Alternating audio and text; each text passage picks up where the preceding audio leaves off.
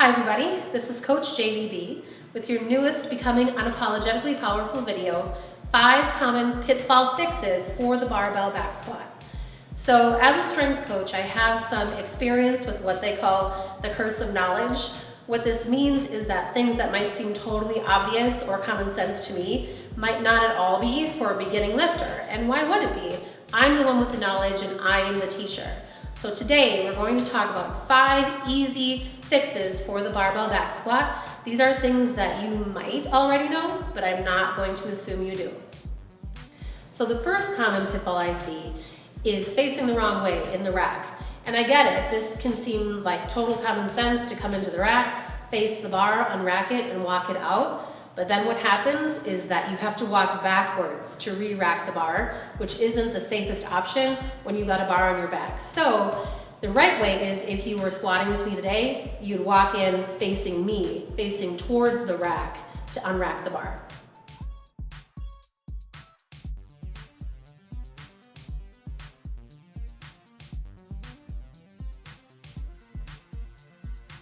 The second common pitfall I see are the J hooks or pins set too low or too high on the squat rack. So even though it's a squat, we don't want to have to squat the bar up off the hooks, nor do we want to have to stand on our tiptoes to unrack the bar. So an ideal height is one where you have a slight knee bend to unrack, but not so low that you're squatting up and not so high that you're standing on your tiptoes.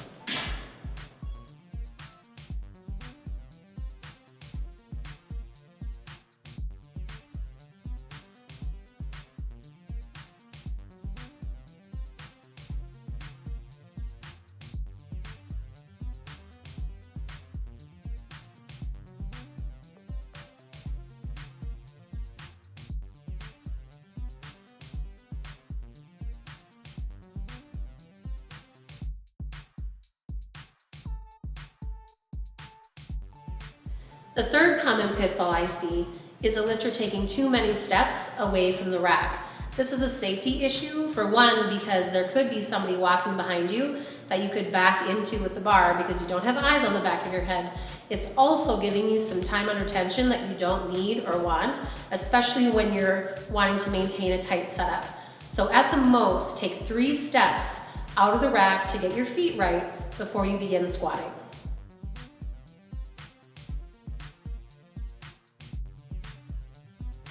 The fourth common pitfall I often see are knees collapsing on the descent or ascent of the squat. And ideally, you want the knees tracking in line with the toes on the way down and on the way up. So the first thing you can try is playing with the width of your stance. If you're a narrow squatter, you might have more stability and control of the movement if you go to a slightly wider stance. Next, you can drop the weight. You just might not have enough strength yet to control the movement with your knees tracking in line with your toes. You can also squat to a box high enough that allows you to maintain proper knee tracking. The fifth common pitfall I often see are lifters wearing a belt either too soon in their training or all the time. So beginning lifters really, as they're building their strength and movement, really don't need to wear a belt. An appropriate time to start wearing a belt is when you're working within 80 to 90% of your 1 rep max. So those were my 5 common pitfall fixes for the barbell back squat. I hope you enjoyed, and leave any questions or comments below.